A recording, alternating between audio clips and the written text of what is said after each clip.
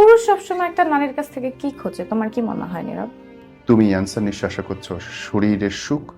Sorry, একটা পুরুষ সব সময় বা অধিকাংশ সময় একটা নারীর কাছে শারীরিক সুখের জন্য যায় না। পুরুষ যায় কিসের জন্য জানো? এই সমাজে পুরুষের একটাই ক্ষুধা, তার বুকের মধ্যে শূন্যতা শুধু একটা জিনিস নিয়ে, সেটা হচ্ছে সম্মান। জানো তো, পুরুষকে কিন্তু কেউ নিঃস্বার্থ ভালোবাসে না। মা ভালোবাসে যে বুড়ো হইলে আমার বাচ্চা দেখবে, আর বউয়ের তো অবভিয়াসলি ভাবনা আমাকে খাবার পরবার থাকবার দেবে, আমার বাচ্চার তো অবভিয়াসলি চিন্তা আমার বাবা আমাকে দেখভাল করবে। পুরুষকে নিঃস্বার্থভাবে কেউ ভালোবাসে নাই।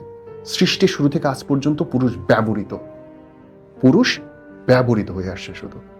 আর এই কারণে পুরুষের বুকের ওই ক্ষুধাটা আছে না, আমাকে কি একটু আদর করুক, সম্মান করুক, এটা চায়।